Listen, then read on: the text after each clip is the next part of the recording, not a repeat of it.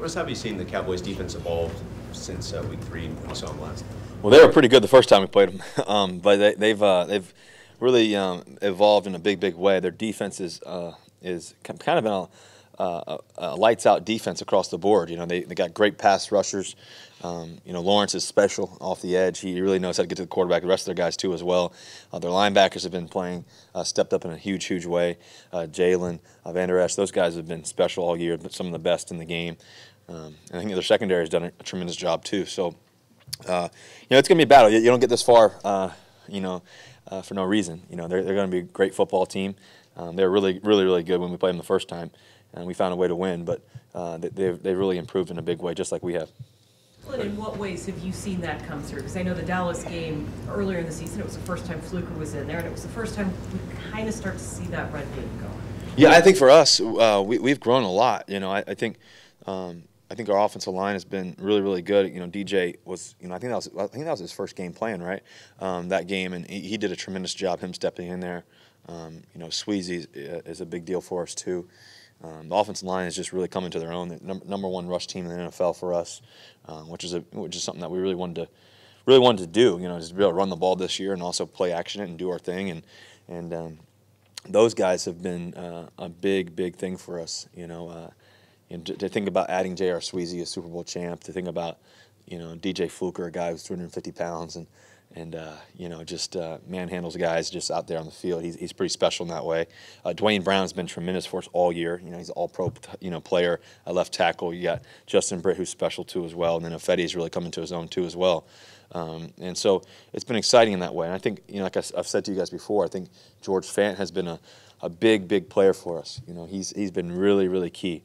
I remember last time we played the Cowboys too as well is Joey Hunt. He was I think I said this, but he was really the player of the game for us, in my opinion, just because he was able to step in and you know, play the center position against a very good defensive line. He did a great job of that, and so we got a lot of guys that can do a lot of things up front, and that's great for us. How much pride are you taking 35 touchdown passes and you're throwing it less than anybody else in the league?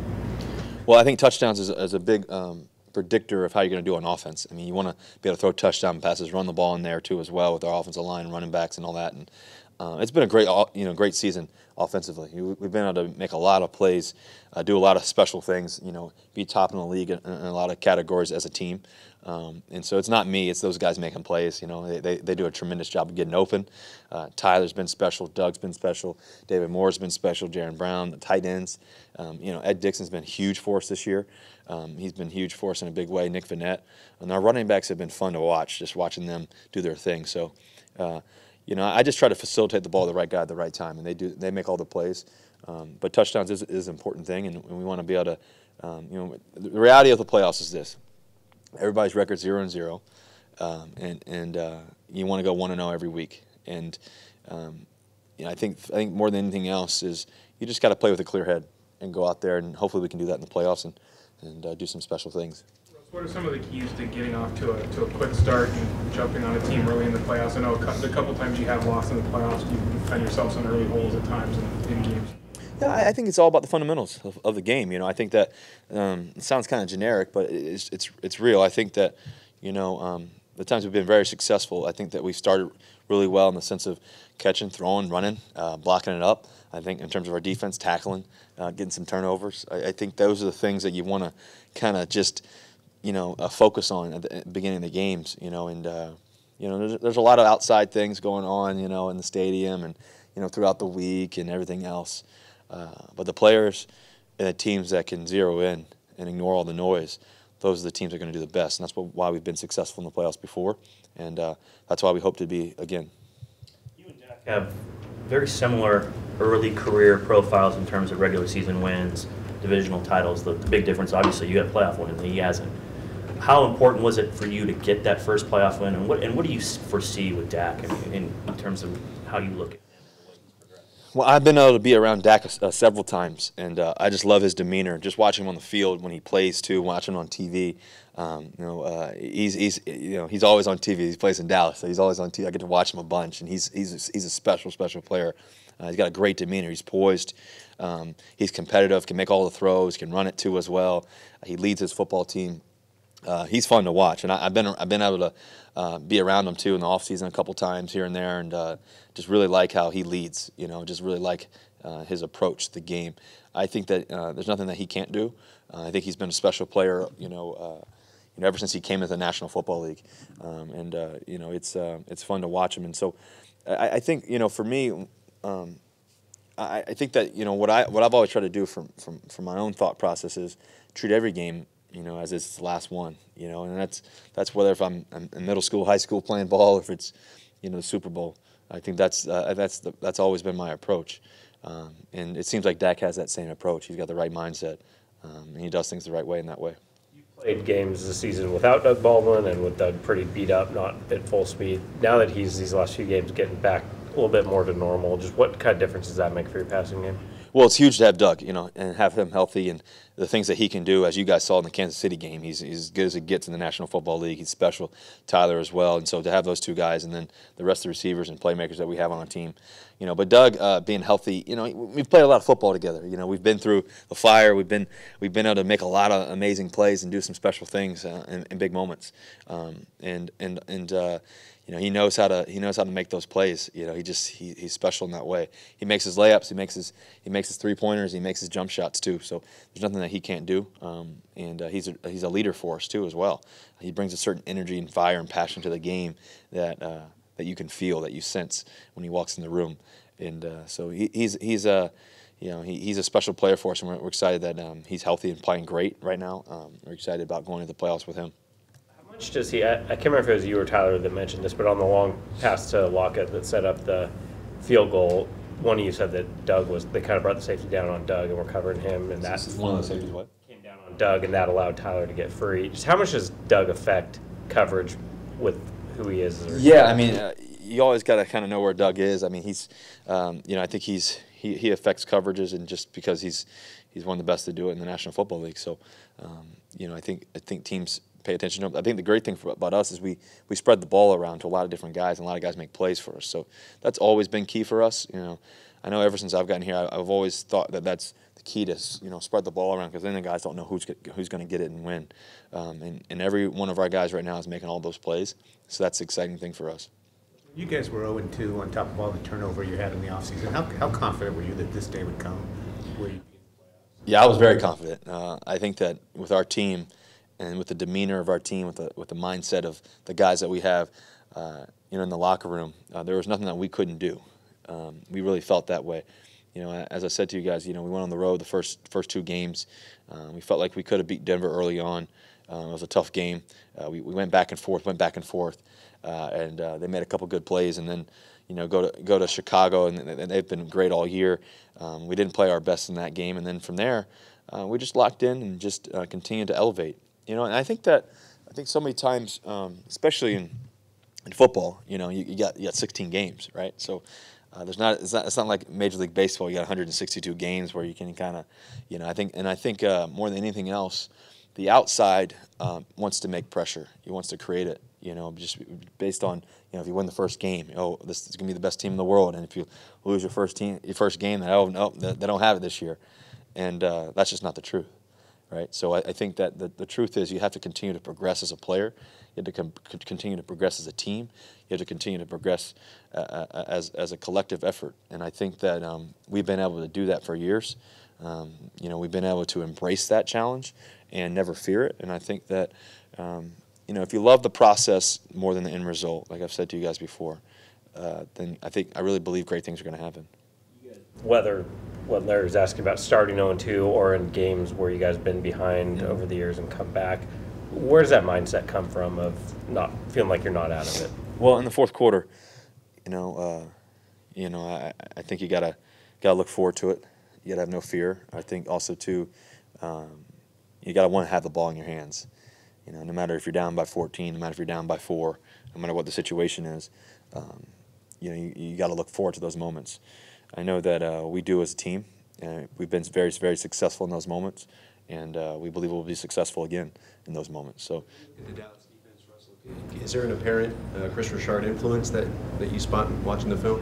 Yeah, I think Coach Richard, he's been he was always great, even here, just in terms of how he coached the players and his discipline in that.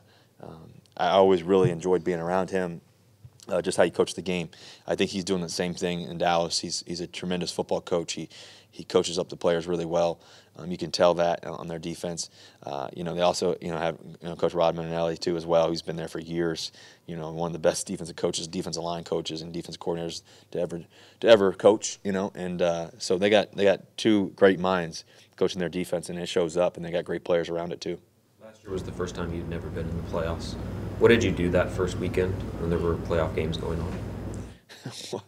on? Let's see here. Let me backtrack. Yeah, I mean, to not go to the playoffs, my whole mindset was to never not miss again.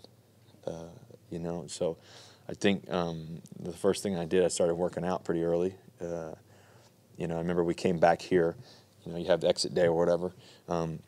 But I remember, I kind of flew out of here, and just kind of got my mind right to get ready for the next season. That's kind of when that started, day one, really.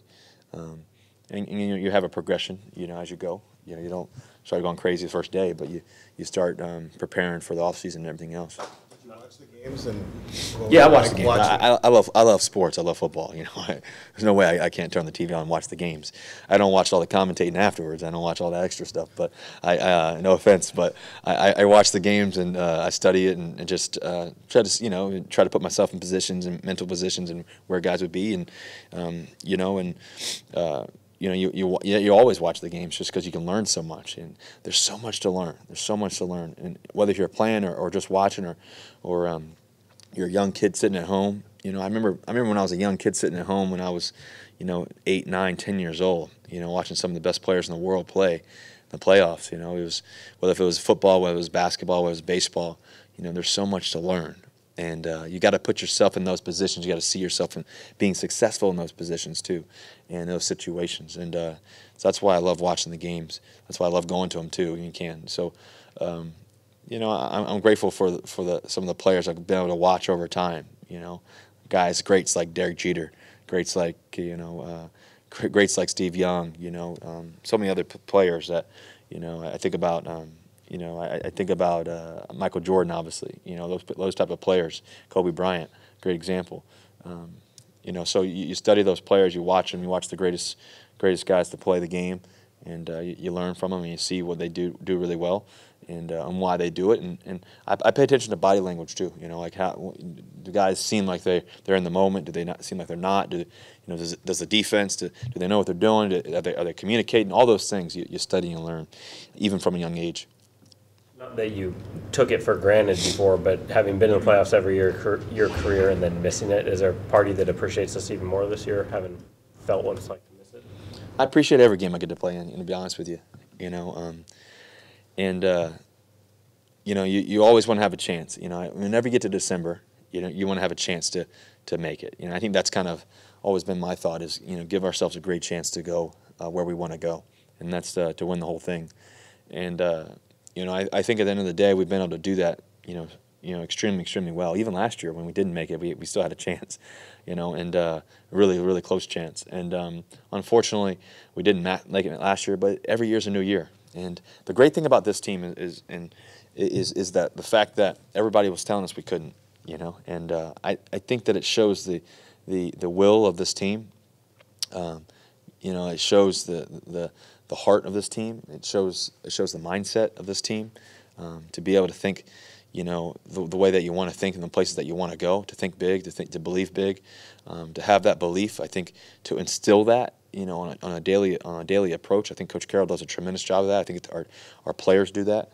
The leaders do that, and our culture around here, just in Seattle alone, obviously in this building, but also just Seattle. Our fans really support us in a big way, and that helps, and that makes a big difference. They travel well. They're always there for us, so we'll do whatever it takes. We'll do whatever it takes. And I know for me, I love nothing more than winning. So that's my mental approach. Russell, few people are ever in the situation you've been in before, but what advice would you give Kyler Murray? Say again? What advice would you give Kyler Murray, the Oklahoma quarterback who's facing the decision you've faced before? Oh man, that's a loaded question. I think that to watch Kyler Murray and to watch what he's been able to do playing football, to watch him play baseball too as well a little bit. Mark, my agent, is a baseball agent too. So I asked Mark how good is he. He's one of the best. He's going to be one of the best in the world at baseball too. So I think I think he's got to pray about it. To be honest with you, if you ask me what I would really tell him, I'd tell him to pray about it, because no matter what decision, I think from my experience is that it was the biggest blessing in my life, and sometimes it almost feels like the biggest. I don't want to say this in the wrong way. It almost felt like the biggest curse too, because you're trying to figure out what do I do. But you can't look at it that way, And once I really understood that, when I was trying to make the decisions, like, man, whatever I decide, God's going to work it out. And once I trusted that and felt confident in that, and it ended up turning out the right way. So I think Kyler's going to be a special baseball player if he decides to do baseball. He's going to be a special football player if he decides to do that. And no matter what he does, he's a winner. He's shown that. He's proven that at the highest level. And he'll make the right decision. You were the only quarterback to take every single snap in the NFL this year for your team. How much pride do you take in that, and just kind of the durability you've been able to show? Well, I think I think to be available every play is key. I'm a firm believer in practicing every day, no matter what the circumstances are. I'm a firm believer in being out in the field no matter what. I think that it's a mindset that you have to have. I think they've got a lot of great examples of that, guys in the past and guys currently that are fighting and battling. I'll use DJ Fluker for example this year. Not supposed to play in the Kansas City game, and everything else, and he gets dressed and ready to roll, and he steps in and helps us win the football game. Those are the type of things that go unnoticed, I think, at times. And I think ultimately, I want to be reliable for these guys, our team, and whatever it takes to be out there and do everything I can to help our football team win. And that's why, no matter what the circumstances are, I'm expecting to play. I'm believing I'm going to play, and everything else. So I'm glad that it's been a great year so far. I've been fortunate to be healthy, and everything else. And you never take that for granted. You do everything you can to take care of your body and everything else. But I think ultimately, too, it comes down to the love of the game, and it comes down to love for your teammates, and the love of winning with your teammates. And we've had so many examples of that this year. DJ, Sweezy, Doug playing with what he's had to go through. I think about different guys, that have been able to fight through what they've had to fight through to allow our football team to win games. And that's been a special thing for us. We got guys who want to battle, and I'm willing to battle with them. You guys talk about not treating this as a playoff game. Is that something that's verbalized, communicated to maybe some of these younger guys? I don't know if we say we don't want to treat it as a playoff game. I think that every game is a championship game. I think that's what we say. It's definitely a playoff game. This is it's playoff mode. It's one and done, and you gotta do everything you can to win. But in terms of our approach, we're doing the same thing that we've done all year, and treat every game as a championship game. Treat every moment as a championship moment. Every play matters. Every practice matters. Every note that you take, how you recover, all those things matter at the same stake that it mattered earlier in the season.